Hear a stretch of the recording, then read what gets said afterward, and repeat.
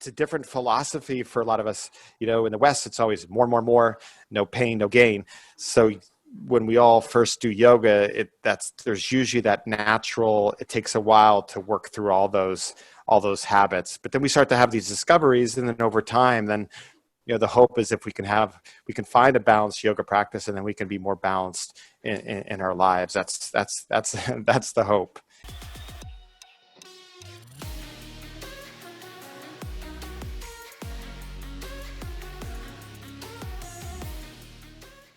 Welcome back to the Max Out Show, where I'm joined today by the former NFL kicker and owner of Amazing Yoga, Sean Conley.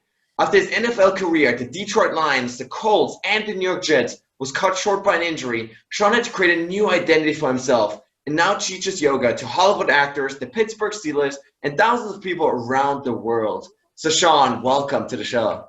Thanks for having me, Max. Excited to be here.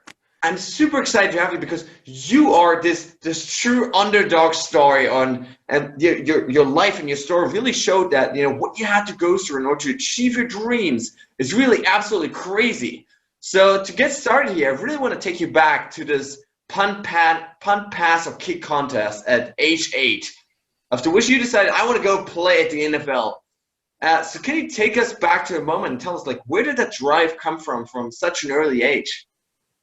Yeah, it's interesting that the town I grew up in, Erie, Pennsylvania. It's a I guess you could say a small, medium-sized town in Pennsylvania, which is just obsessed with sports.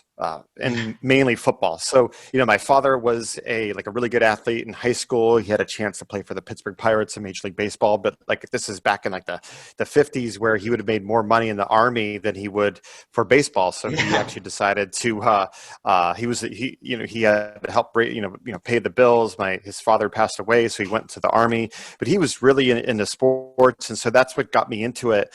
And for me at the time, a young kid, that to me, that's what I thought was you made it. If you could become a professional athlete, you made it as a man, and growing up. And so that was part of the drive. But more than that, though, was, to me, it was just the beauty of the game. So whenever I played sports, especially football, it was just something that really, really helped me feel like I was doing what I was here to do. And I had at a young age, I was diagnosed with ADD, and they now call it, of course, ADHD.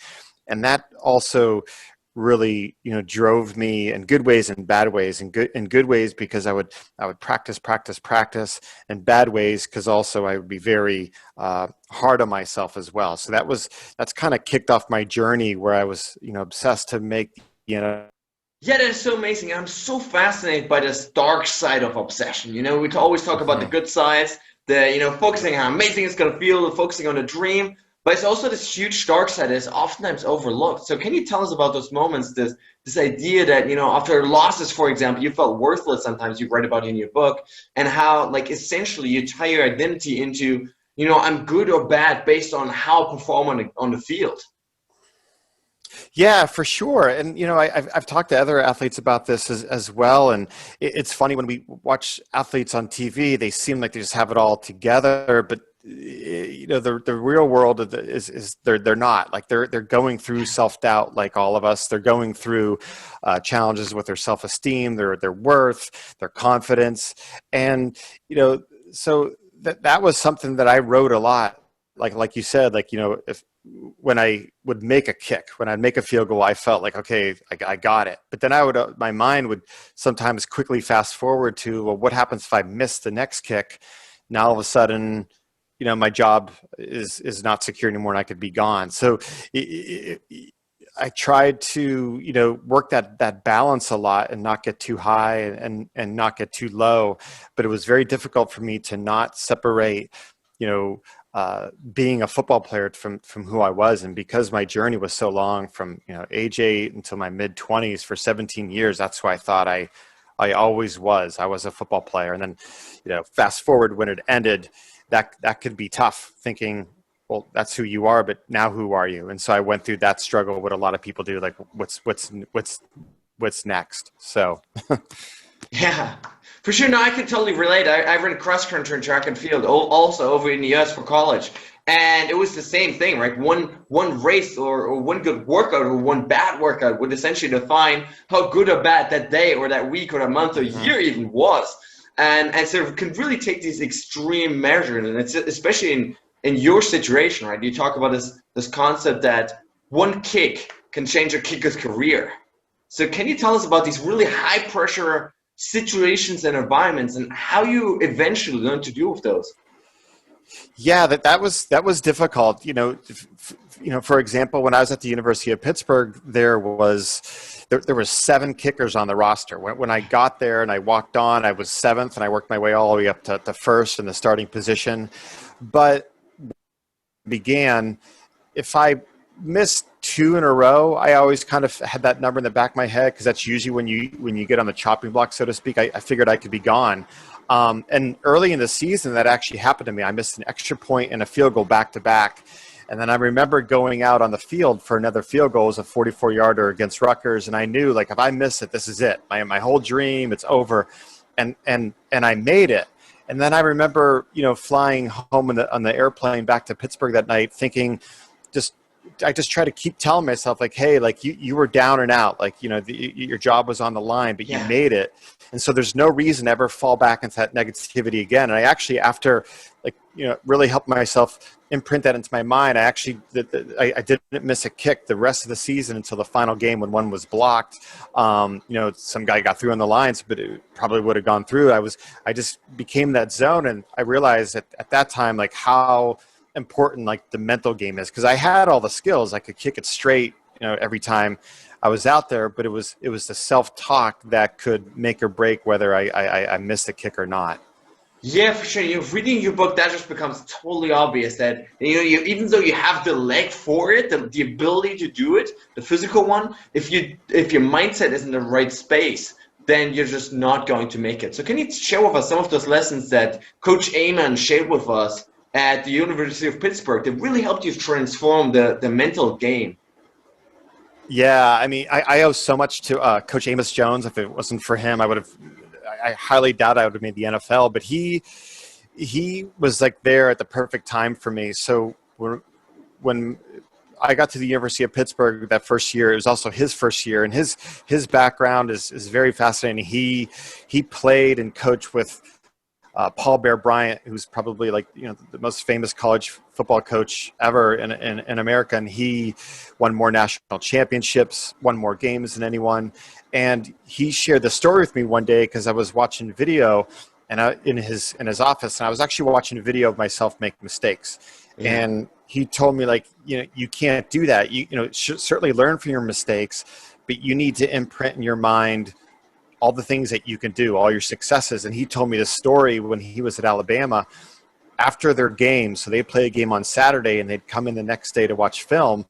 He said Bear Bryant, the coach, would show maybe 3 or 4 plays where they made mistakes. And he'd say, okay, we need to do this to fix it. But he'd spend the rest of the film time, the next hour and a half, whatever it was, showing his team all their highlights and Wow. what they did right. And he just said, like, that was his mentality, like, like, help the players get better, refine, but keep reinforcing what they're doing well. So when they're going through their mind before the game, during the game, that it's more positivity than negativity. And that was, like, a game changer for me as I moved forward in my career. So, like, if I missed a kick, it'd be like, well, why should I focus on missing that one kick when before this you made 12 in a row? So what? Like, you're going to miss. And I use that to drive forward. And my accuracy after Amos Jones helped me with that. Every time I stepped on the field, I knew where I thought I'd make the kick.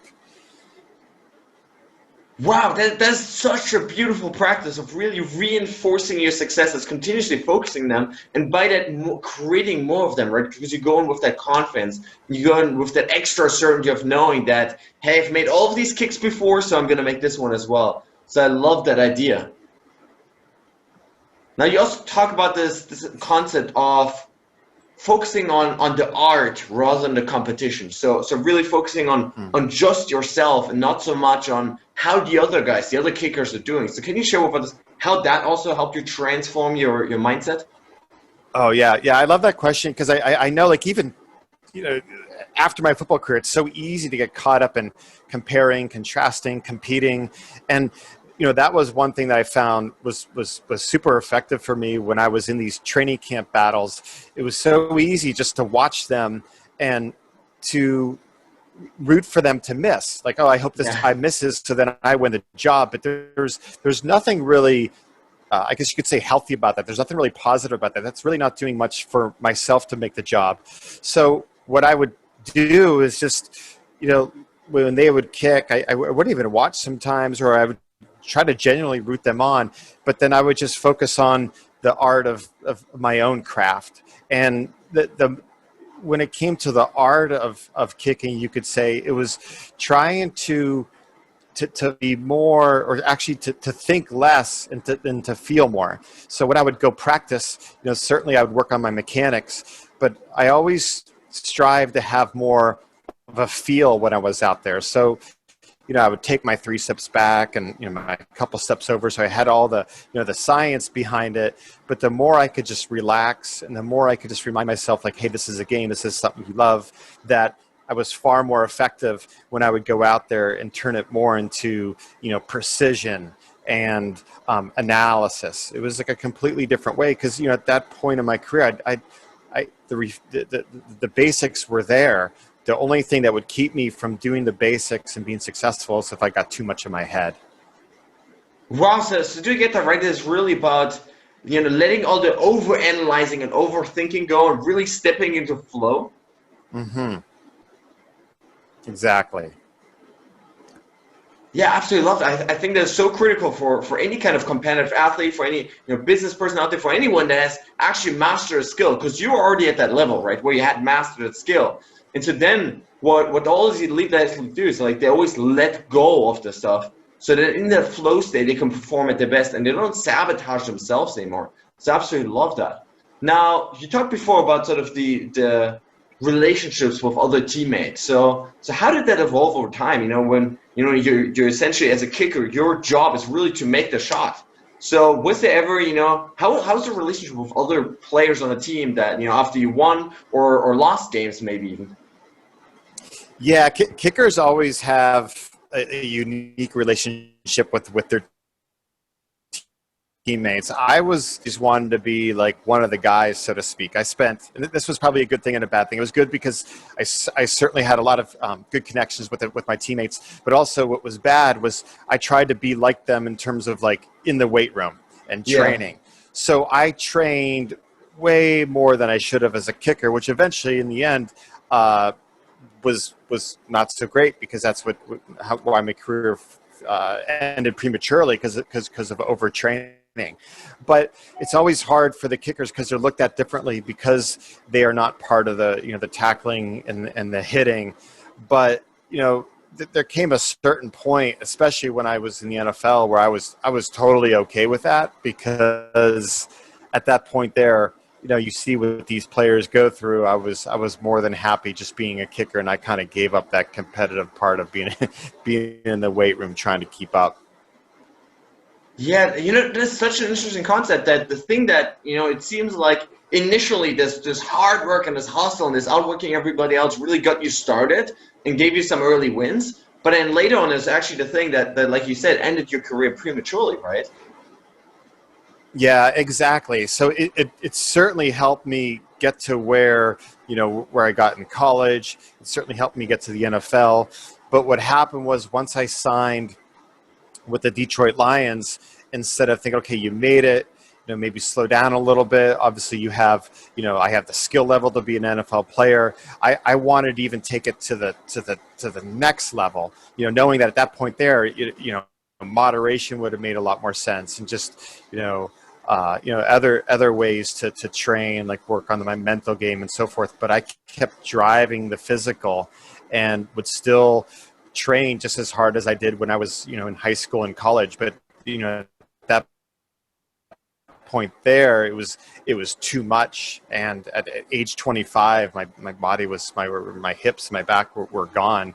But it was just something I like. I was on the hamster wheel. Like I couldn't step out. Like I always felt like, I had to be better. I had to keep going, without ever taking a moment to step out and say, hey, like, you're at the level. Just work on refinement and tweaking and that sort of thing. But I just couldn't see it at that point in my career.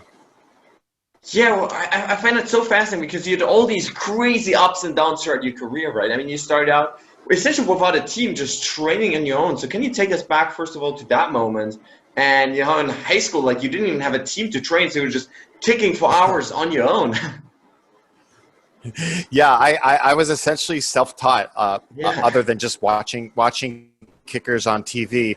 One of the sports I played was soccer, so that certainly helped a lot. And one of the positions I played was goalkeeper. So doing the goal kick was very similar to like a kickoff. The technique is very similar. But I think looking back now, by not playing on a team and just being on my own, because when I would be on my own kicking, I would just sling my ball bag over my shoulder, and I'd walk down to the like this dirt. It was like a dirt and gravel field, not much to it. I was actually up there a few weeks ago, and it still looks exactly the same from the Wow.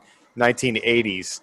And but I would just play, and I think that's what it was, like not being on a team. It was just kicking, and I would kick till the sun went down. I'd kick in the winter on top of snow. So to me, it was always something that I just loved and just gave me great joy. And I think that's what kept me going, because once I got to college, there was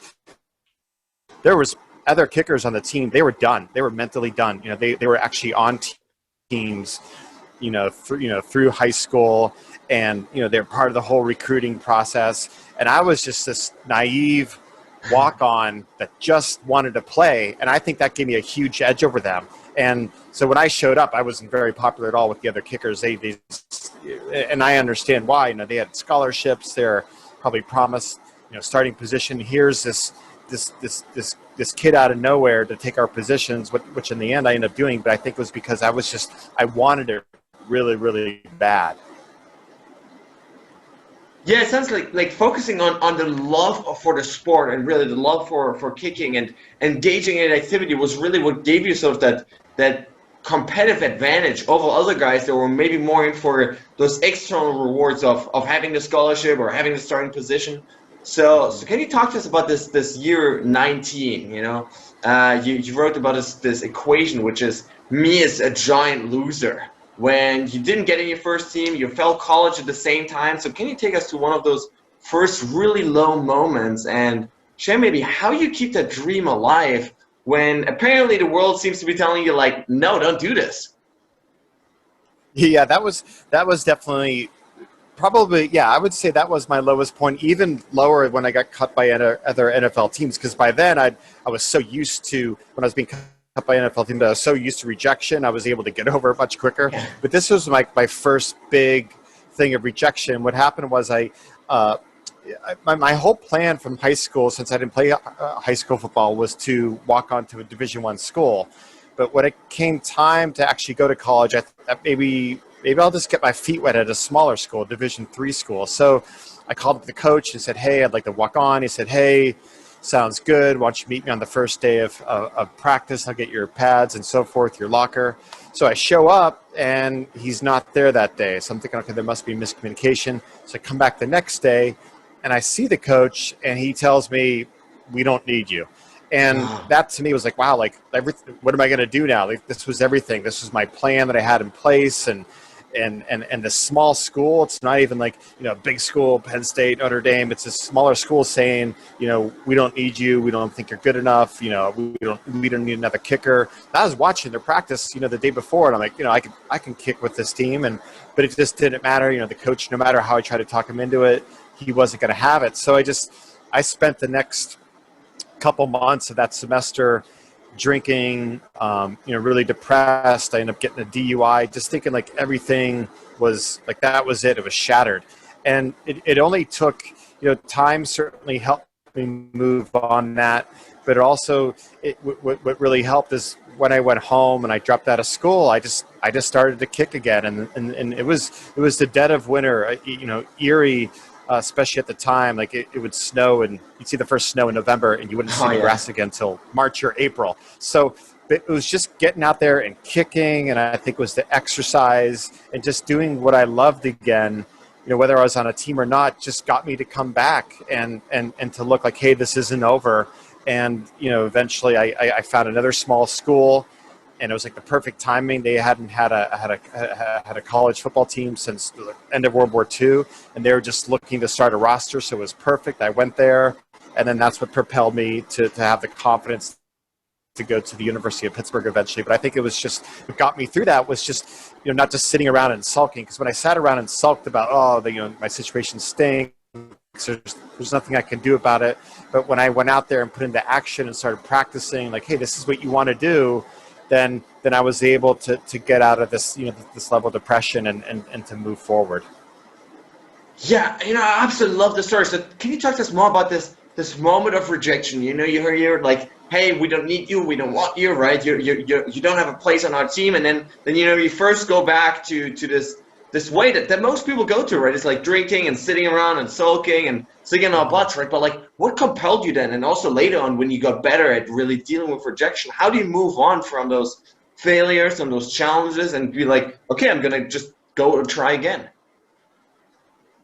Yeah, I think it was, over time as I had multiple failures, I realized that they were just part of the process. And then I needed that because once I went to the University of Pittsburgh and tried out, I'd already been, rejected by the one school, and I had some other rejections along the way. And so it just built up resilience. And then I realized, like, hey, like if any rejection happens again, it's okay. You're going to build up the resilience. And I certainly felt that once the NFL came and I was on my first team. I was with the Detroit Lions, and after towards the end of training camp, they cut me. I got over it really quick because I knew, like, hey, you've bounced back before. This is no big deal. Now, at some point, I kept getting cut and I kept bouncing back, keep going. But at some point, when my body was in such bad shape, it wasn't so much like, hey, you're resilient, keep going. It was like, hey, there's something else going on here. You're not listening to your body, and like you're all beat up. And so then I learned this lesson of like, yeah, keep going, keep going, keep going. But if it starts to cost you your mental health and now your physical health, it's where you don't have to keep going. So that was interesting, thinking like, yeah, keep going. But there is a certain point where, okay, it's not healthy to keep going. Yeah, for sure. And that seems so interesting because it really seems like, during your time at the Colts, you realize, first of all, those physical issues, obviously, of your body simply giving in, but then also those mental issues. And you talk in your book about, the NFL playing there, your long-term, years-long dream, not actually bringing you the happiness that you thought it would. So can you talk to us about this mental side of things and why it didn't actually bring you the happiness that you thought it would? Yeah, absolutely. So, for many years when I was thinking, okay, but I'm playing the NFL, playing the Super Bowl, all that good stuff, and I always thought that would be what would make me happy. Not only like would I be able to play in the NFL, then everything would work out perfectly. I'd have a family, I'd have this amount of money, I'd have this car, and I wouldn't have to be worried about a job after my NFL career because I'd make all this money while I was there. So that was like, at some points that was like packaged into my mind, thinking how it would go, and that's like who I always thought I would be. When it didn't go that way, it was a really wake up call for me, thinking that like you're not always going to have, or very rarely, control, and you're going to have to like live with uncertainty. And I always felt like up until when my career ended that I could have control over the situation, and that I could always make things work out exactly the way I wanted to them, through just like working hard and determination. And yes, for sure, that got me really far. But then I learned at some point, it's going to be okay. Your life isn't going to have this perfect beginning, middle, and end. There's going to be times where you're going to be like, oh no, now what? And that's going to be okay, because that could lead to a better opportunity. And in the long run, it did for me. Like if I would have had a longer career, I wouldn't be talking to you right now. Who knows where I'd have gone, and everything still worked out. and I realized I don't always need to have a plan. Yeah, I think that's so important. Realizing that, yeah, like you say, you don't need a plan, and that sometimes even if the plan we had actually fails, we're still going to be okay. Like things are going to be okay, and we're going to find a new way, make a new plan in our lives that will keep getting us further. You Exactly. talk, yeah. So you talk about this, the ability to love. You had your first daughter. So can you share with us that moment and this sort of transition from seeking achievements and then to really focusing on your ability to just love your family? Yeah, that was like one of the greatest moments for me when my first daughter was born. And, you know, up until that time, I was super self-centered. It was all about me and my goal and my football. And, it, her birth couldn't have came at a better time. And when we found out we were going to be a family, it was hard for both of us. My wife had also just graduated from college, and she had plans to be a school teacher in New York City. I had my plans for football. It was all going to work out. And then for her, it was like, whoa, like, so now she had to redirect. And, I had to, how is this going to work with football? And so at the time we thought, wow, this is so tough. This is going to be so hard. But, we, once, once it all happened, it was like the most amazing thing ever. The day she was born, it just completely changed how I looked at it. It's like, life, it's not all about me. There's other people. Yeah. And it was like, I, I'm not here just to live for myself and my goal of the NFL, which is nice, but it's not making much of a difference in the world. And so that was like the first nudge for me, to open up, like that there's that I'm here for other people. So that was that was like, I don't know if it was a crack or floodgate, but whatever it was, that certainly changed the trajectory of how I started to look at things in my capacity to love more than just football. Wow, yeah. Now, after you loved it, and it really seems like that was also the start of this next chapter of your life, the whole yoga chapter. So, can you share with us, how first of all your wife got you into it, and how things have been going for you so far? Yeah, it took her many years to get me into it. Yeah. She was a pioneer. So in the mid '90s, when I was playing professional football, and I had these injuries, she started to take up yoga. And the reason why she took up yoga is because when she was pregnant, she got really really down, depressed, because her course. Her plan had now changed, and so she wasn't feeling good about herself because her friends were, in New York City, and they had these exciting jobs, and she was, that wasn't happening for her. So she started to practice, and she said, "Hey, why don't you do yoga? It's going to help you with your back." And I was just like, "No way," because for me at that point, it was whenever you had an injury in football, it was like you would take giant painkillers, you take muscle relaxants, and most importantly, you just fight through the pain. That's what it was. You played with pain. You had an injury. Doesn't matter. You just kept going. So I was like, no way am I doing this wimpy yoga stuff. Of course, she was right. And when my career eventually ended and my body was in bad shape, there got to a point where I just felt like I had nothing to lose. I might as well try it, because I still tried some other conventional therapies. Nothing was working. And I started to do yoga on a regular basis, taking her class all the time. And within a few months, my back felt much better. I almost had this crazy idea where I'd try to make a comeback in the NFL. I felt so good.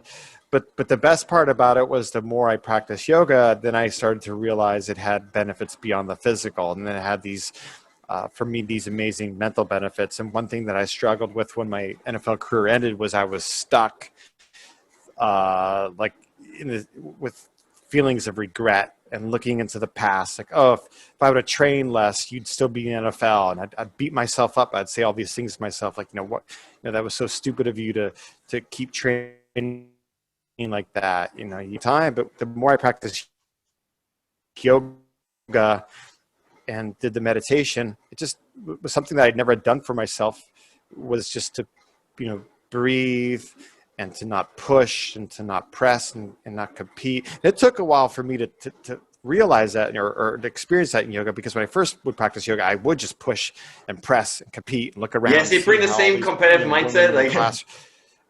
Yeah, exactly. So it took me a while to get out of that, and when I started to breathe, then the mental benefits, the mind benefits started to happen, and I was like, oh wow, this is a practice that's really helping me, and because it helped me so much, that's what fast forwarded, to where I am today, where for the last 20 years I've been teaching it because I know what it did for me, and so I just teach it, hoping that the people that come to my classes can get their unique benefit out of it as well. Yeah, Virginia, I absolutely love this. Especially, I think this waking up that's happening is amongst the elite athletes. Also, they're realizing the self care, whether it is meditation, whether it is just pure yoga, whatever it is actually crucial and necessary for recovery. So that like you, right, like you get through those injuries and you're really able to heal your body more effectively and faster and quicker, really. So you're able to play again.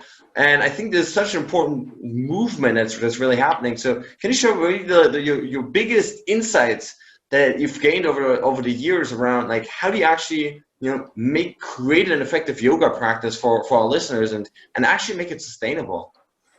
Yeah, I mean, like you said, like it's changed dramatically. Like when I was first into it, like athletes weren't doing yoga or meditation, was too far out there. But now, LeBron James meditates. Kobe Bryant was a big meditator. I mean, it's mainstream out there, and we used to think it was just certain people did it, but it can really be for anyone. My wife and I at our studios, we try to preach that philosophy, no matter like your body type or your injuries. The key is just to finding an approach to your yoga practice where you don't bring in competition, where you don't push, and you do the movements that work for your body. And we always say, like, when you practice yoga, it's like you're practicing living. And so, like, going back to my first experience, when I'd go to my yoga mat, I was still in that world of competition. I was so addicted to that. So I would drive and I push and I press. And at first I would even get more injuries while I was doing yoga. And so I think, everyone learns something different on yoga when they practice yoga, but and it's so hard to explain and put it to words. But I think when we start to move our body and we start to breathe, we just start to have these little lessons that pop up. Like, like you're in a pose and you're starting to like twist, and then you look over at someone next to you, you see they're twisting more. Like, what do you do? Like, what goes in your mind? You think, oh, I want to twist as much as them. And if you do think that that's okay, you just notice that, like, oh, then you try to remind yourself, hey, it's okay. I'm just twisting as far as I can twist, and that's okay. And it's a different philosophy for a lot of us. In the West, it's always more, no pain, no gain. So when we all first do yoga, there's usually that natural, it takes a while to work through all those habits. But then we start to have these discoveries, and then over time, then the hope is if we can find a balanced yoga practice, and then we can be more balanced in our lives. That's that's the hope. Easier said than done. I mean, that's why like it's constant practice, but it's certainly the possibilities exist there for us to discover more about ourselves while we do yoga or meditate. Yeah, I love that, especially this part about yoga really being a practice for life. So, do you have any other lessons that you've learned through yoga, other than the, sort of non-competition aspect and focusing on yourself that really also served you well in general life? Yeah, I think that the biggest lesson that I learn each day whenever I do yoga is just being in the present moment. For example, I get an email from like a supplier that all of a sudden something's gone wrong, and everything's fallen apart with the with the business, and I'm stuck now. I'm obsessed on it. I start to make it like a bigger deal than what it is. But then I go practice yoga and I start to breathe and I start to move, and it's like, okay, I'm in the present moment. There's nothing I can do about that right now. I'll get back to that, that supplier later or whatever it may be. But I think that's it for me, is just being more in the present moment. When I'm with my kids, there'll be times where, I'll be having a conversation with them, but I notice I'm not truly listening to them. I'm maybe like reloading, like I have a thought that I'm about to say to them, so I'm not really listening to them. Or I got the football game on the radio, so they're talking to me, but I'm choosing to listen to the football game over them. And so, but the more I practice yoga, the more I can increase my awareness of noticing when I start to do that, when I start to go into these places that are either in the past or in the future. And then over time, it's something that I can, like, it's like a skill that I can get better at. So I think that's like the biggest lesson for me that I can learn and strengthen and grow every time I do yoga or spend time meditating. Yeah, I love that. So, if you could go back to the 8-year-old version of yourself that just started out playing, that just set this dream of, I want to play in the NFL, what would be some of those lessons that you would impart upon us, that younger version of yourself? Oh yeah, I mean, my 8-year-old self just didn't seem to care about anything.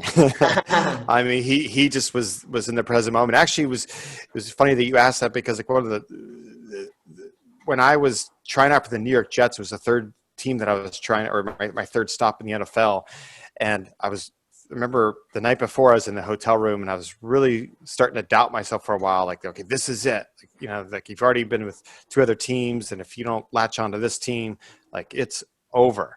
And that was like my conversation lying in my hotel bed. But I remember making a shift of going back and thinking about like why I was doing this. And that was, my 8-year-old self. I remember like thinking back, like when I'd go down to the field and kick and play with my dad and throw the football around, like this is why you're doing this. You're doing this because, yes, like you'll be able to make, like a living and support your family, but it's because it's your passion.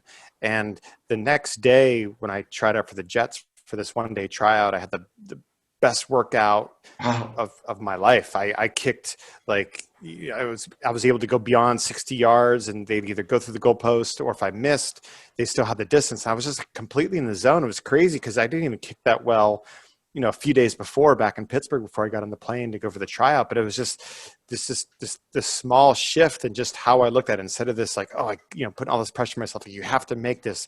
It was just like, hey, just have fun. Like, who cares? Like, you just let it rip. And that was like, I still look back at that day thinking that it wasn't even a tryout. I was just playing. I was just kicking a football for an hour and a half. Yeah, it's so fascinating to me how oftentimes we sabotage ourselves and actually worsen our performance by overthinking and by focusing too much on these external results that we want to achieve. And it really seems like the moment that you let go of that, the moment you step into flow and you step into fun and you bring back this childish joy around why you started in the first place. And it seems like that's also what then catapults your performance really to the next level. So I absolutely love that. Now, if you could give our listeners just one challenge or one action step to take away from this today, what would be that one thing? Yeah, I think a great action step for whatever you do, sports, business, is stepping away and finding something where you can just, I know I'm talking a lot about yoga and meditation, but something that allows you just to have some headspace and to breathe. I just think a lot of times we get stuck in on the hamster wheel and the race, and when we're always in our heads, that like cuts off our creativity, cuts off like any space in our minds for possibility, opportunity, spontaneity. And it's just, committing each day to something, whether it's yoga, meditation, taking a run in a park, like being out in nature is great. And, hiking, whatever it is. But I think giving us those times where we can just decompress really helps us to stay experience more times, like you said, like in the flow, because it's when we're in that structured regimen each day of work, business, whatever it is, it can be very difficult. But when we can step away, that's where like those ideas can come in. I know even for me writing this book, when I would sit down, okay, I'm gonna wake up this morning and it's 7 o'clock, I'm gonna start writing the book. And sometimes, quite often, when I came in with the structured time, nothing would happen. I'd just sit there and look at the pages. But then I'd go for a walk through the park. And while I'm on the walk, I'm like, oh, how about this? How about this? And all these things would start to come to me, and I'd come back and I'd have all this new material. But it was just the act of, I had to like get away from it to get those sparks of creativity and clarity. Yeah, I love that. I think that's so important. Now, before I ask my final question, where can listeners connect with you online and find your book? Oh, yeah. Thanks for asking. My website is seanconley.net, just like my name is spelled, SEAN. Conley.net. And on there, there's different links you can buy from all the different sellers, the book, and there's also some yoga and meditation resources if anyone has any interest in like videos and how to of that nature. Awesome. Now, what does it mean for you to max out your life? To max out my life, yeah, I think that would mean to just to be in the present moment as much as possible. I know for me, like, man, it's so easy for me to like, oh, I should have done that, regret, but like, constantly remind myself like, hey, this is it. This is there's miracles happening now, right now. And so like, the past is the past. Of course, yeah, have goals and dreams for the future, but not worry about the future. It's as much as possible, just, just being grateful for being right here and now would be to max out for me. Love that, John. Thank you so much for coming on the show. Absolutely. Thank you, Max. All right, guys, that's it for today. I really hope you enjoyed this episode. I hope you gained some valuable ideas, tips, tools, tricks, mindsets, belief systems that will hopefully inspire you to take your life to the next level. At the end of the day, guys, it's all about application. The only thing that's going to set you apart tomorrow from where you are today is how much action you take with those ideas that you gained. And so I really want to challenge you at this point to, not just listen to this passively, to not just consume this, passively, just think about other things, but to really take those lessons, take those ideas that you just gained and start applying them to your lives, to really start taking action and sprinting towards those goals and those dreams that you have in your life. Now, guys, at this point, I want to ask you for a huge favor. If you enjoyed this episode, please consider heading over to iTunes and leaving a review, as that helps me really grow the show and reach more people, impact even more people around the world. If you have a family member, a friend, a loved one maybe that you think could benefit from this content, please consider, sharing it with them, forwarding to them, as that helps us really build a community of like-minded people that are all about maxing out their lives. Now, guys, with that being said, thanks so much for tuning in today. I really, really appreciate it. Stay strong and see you tomorrow.